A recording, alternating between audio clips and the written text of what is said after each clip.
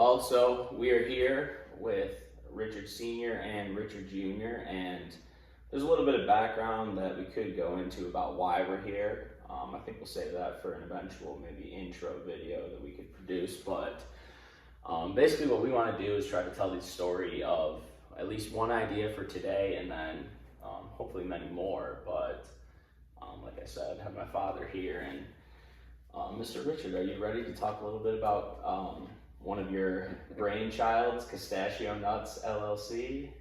I'm always ready to talk about ideas. Okay, so I guess before we get into where the idea came from, just give us a quick overview of the product itself. Castachio Nuts, and I know from background, savor the flavor is kind of the slogan. So just tell us real quick what Castachio Nuts is, from very simple terms. In the simplest of terms, Castachio Nuts is a delicious, nutritious mixture of cashews, whole cashews typically, and shelled pistachio nuts.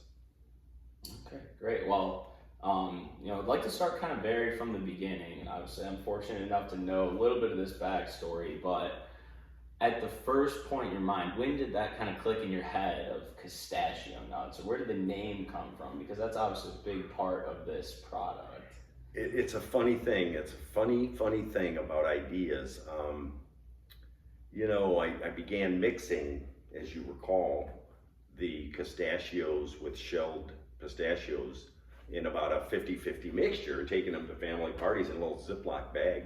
And there's more on the Ziploc bag. I don't know if that'll get into this episode. But they were devoured ravenously by the crowd. And so I said, wow, not only did I love them, but those with whom I shared them loved them. And so I took a small Ziploc bag out in the golf course with a friend of mine who, that's another episode, and I gave him some, and he was hungry, and we didn't have time to stop at the turn, so he ate these things. He's like, oh man, these are really good. And I go, I don't recall, I think it might have been at that moment. It's funny, an idea just sometimes will pop into your head.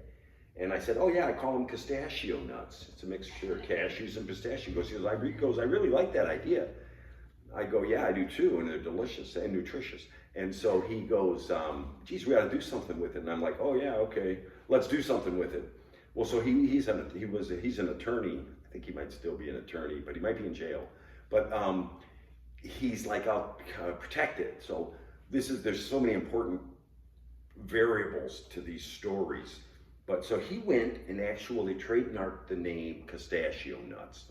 And he trademarked it within a certain food category, which again, we can go into some details later. But then he called me about 6 months later and he goes, hey, Ricky, he goes, I think I wasted $650, which him being an attorney, he could do it cheaper, but I'm like, oh yeah, maybe I should do something with this. So I called a company in Detroit. Should I give the name of the company? Yeah, it doesn't matter. I called the company in Detroit. I go, hey, I got this idea. And I had a list of 6 companies to call, including, Planters and some of these Fisher Nuts, these big companies. I called a small local Detroit company because I'd eaten their pistachios years ago. And I go, hey, I got this idea. They go, oh, okay, we'll put you through to the president.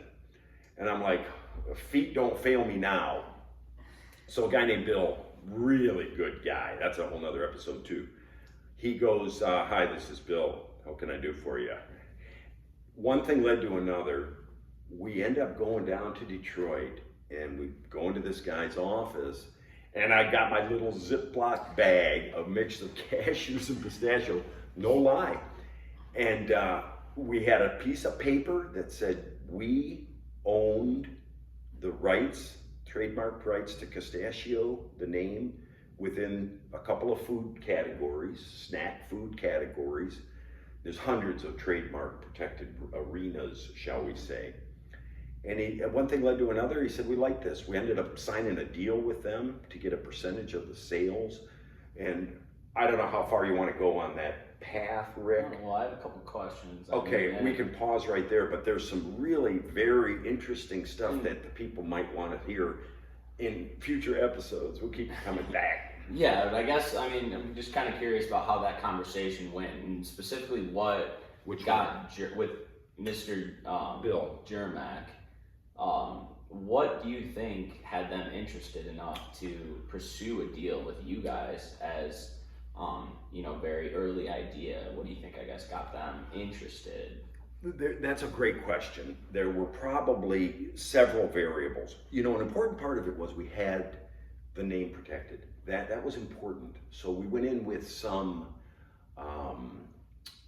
protections, and you and I have talked before about when people steal your ideas, and but for those listening, Ricky and I have also talked about the value of an idea, the relative value of an idea.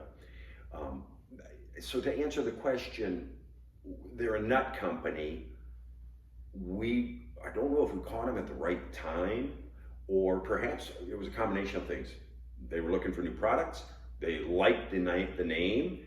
They may not have wanted someone else to get it, but they also perhaps sensed our enthusiasm, my enthusiasm in particular, because the guy I was with was kind of a bump on a log. But that's irrelevant. That's another episode. But so I think it may have been a combination of those things. It was at the right time for them. We were real enthusiastic about it.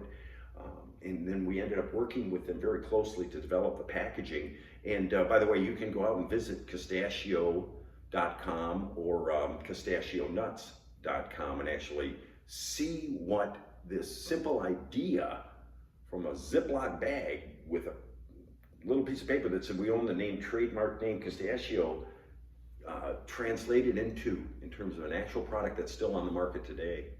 Yeah, no, I mean, that's obviously great. I can tell, obviously, and it always comes back up of how fun that conversation idea went. But maybe to come back to that conversation, I can hear, kind of why they were interested. But what did that look like in terms of committing to working with them? Did they have a contract or anything? How did you formalize your partnership kind of with the Germack folks? That's something that through the conversation, we ended up putting a legal contract in place. It was relatively simple looking back on it, and it was a very, very nice arrangement, obviously for both parties. I mean, it's got to work for everybody, or it's not a good business thing. So we ended up getting a flat percentage of the gross sales. So they must have built that into some, cost within their cost equation. But one of the things I really liked and still like about the business model for us, and obviously it was also advantageous for them, what I really liked about it was we brought different levels of expertise to the party. So we had some legal strengths, being the one fellow involved was an attorney, but that was very small, very, very small in the big picture. Looking back on it, I would have gone and sought out independent legal help without giving up ownership in any way. Good lesson, very good lesson. So, but they ended up, we could help them with sales and marketing, but they brought to the party that which they did well already.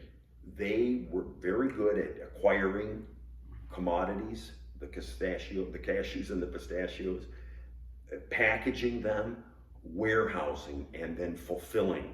They had some strong marketing capabilities and they had a footprint, but as we go on, depending on if it's now or in the future, we, particularly myself, because of the enthusiasm, I was able to take the concept in its early form to some pretty major outlets. And there are a lot of neat details and nuances about each of those areas as we move forward. Yeah, and that's, I guess, kind of maybe a good segue. So you talked about some of those outlets, and I know you were involved a little bit with some of the kind of channels. Like, maybe just, if we could pick one of those and talk about how that went with both you targeting your product into a market versus Germack, and just real, on maybe one example. I'll give you a wonderful example, and this was the first one. So one of the neat things about any business you get into is the opportunity, to take it to the market. And one of the neat things about taking something to the market is trade shows. So for this particular product, in this particular market, there's what's called the Sweets and Snacks Show, I think it's called. It might be a different name now. It's in Chicago. It's in Chicago each year. So we went to my manufacturing partner got a booth. We paid to get out there, and very exciting. There were 1,500 vendors from around the world, and as you can imagine, candies and foods of all sorts, everything you can think of, crickets, barbecue crickets from Mexico, and scorpions, and fine chocolates from the Switzerland, every company under the sun, and they're all giving out samples. It was hard to work the booth because everyone's giving out samples, and I shouldn't say this, but I filled this little suitcase for you. You may recall, I come home. I wasn't the only one that benefited from the suitcase. Yeah. I brought him a suitcase of snacks. Yeah. Well, so we're there at this convention, and that's a strong suit of mine, is working a convention. I love working a convention. I was out there with the sheep hook, bringing them in, and the people at the company, nothing against them, but they didn't work a convention like me. They're sitting there waiting for people to come to them. I'm pulling people in left and right. Well, one of the people I pulled in was from a little company that you guys may have heard of called Cracker Barrel. One thing led to another, gave them a sample, got a card. About a week and a half later, we talked. I forget the gal's name, very nice gal. We're talking on the phone. Long story short, a follow-up phone conversation led to an order from Cracker Barrel stores, restaurants, stores, to actually put Castachio into their 600 locations. Now that was a really neat little placement, just because of the nature of Cracker Barrel. They're on highways. I mean, if you think of the artery component, I mean, they were literally so cool because people were buying it and going everywhere. I mean, so that was the first major placement, and perhaps one of the funnest ones. No, that's a good example, obviously, of you never know who you're going to bump into, and obviously being willing to come forward with the idea. I mean, it's not gonna sell itself, or at least not in that setting. You've got to fight for the attention, and obviously, do definitely miss those exotic candies that would come back in other creations. But I guess maybe just to take a step back, though, you mentioned a little bit ago you had other companies too that you were targeting a little bit outside of Germac. Was that the first one you went to, or what went into kind of like that list of trying to find, a footprint, or, a company to help you with the manufacturing and the packaging of all of that, the nut sector? There's a lot of players, but I'm just curious what made you come up with that list, or, how did you come up with the initial targets? Yeah. Well, I basically went out and said, who could participate in this? Who would be interested in this? And so naturally, snack companies, nut companies, it was just a logical extension. I don't know that I recall a particular rhyme or reason to the order of the list, but there were two companies in Detroit that looked prospective, and the first one was Germac, and the second one was Cars Nuts. They're still in business. Both of them are still in business. And then I guess I just brainstormed at the time. Early on, I don't know how active Google was. I mean, I guess it would have been around, but not to the extent of now. But so I just wrote a list down, wrote some telephone numbers down, and looked at prospective contact persons. But I never got to number 2 on the list. It's a funny thing how sometimes you never know. Strike while the iron's hot. Kind of the same way as in the convention, it sounds like your enthusiasm led you into the confidence to bring this idea forward. Yes, along those lines, by the way, if I may just say one more thing, I wonder, I don't think we would have had that success with a Planters or a Fisher Nuts, some of these big guys. Yeah. And what makes you kind of say that? Well, part of me thinks that, they would have been hesitant. Now, I'm only speculating. That could be completely wrong. But a part of me thinks these big companies, probably like to do things on their own. That's the only reason I say that. I could be completely off base. Maybe I should reach out to Planters now and say.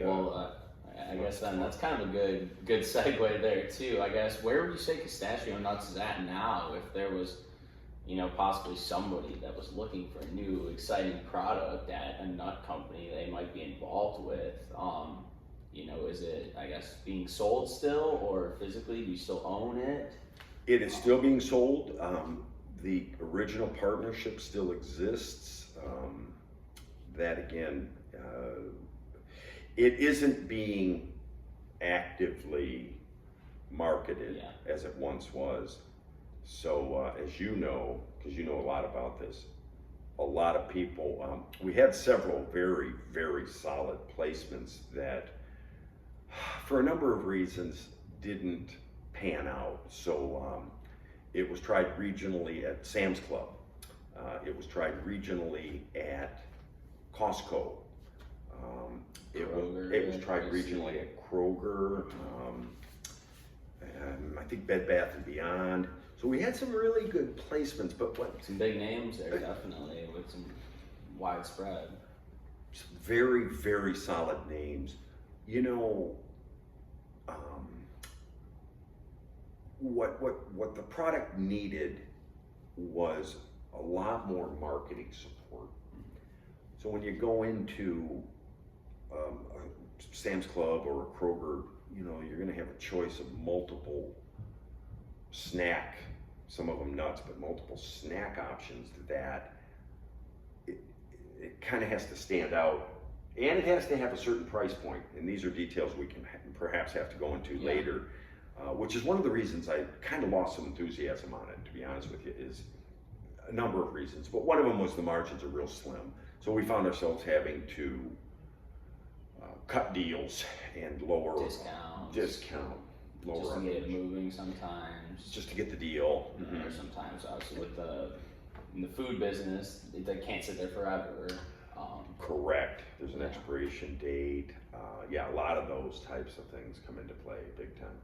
Yeah. Okay. Well, I think that was a good baseline. Is there anything else that sticks out to you as like something just that maybe in general you learned from this process of Castachio Nuts before we? Lots of things. Yeah, good question. Good open-ended question. Lots of things. Be very careful who you partner with. Stick with it. And also, I think you've made some really good points in some of our previous discussions to move on it. An idea is, how would you say it? An idea is nothing. Yeah, until you kind of get it into reality and see what the customers is what I like to think of would do with it. Yeah. Focus on the customer. So. In parting, though, I would say this production is copyright protected by Key Service Corporation, all rights reserved. Yes, and if you check out the link below, you'll find more of what we're up to. And thanks, Mr. Rick Sr. More ideas to come. Thank you.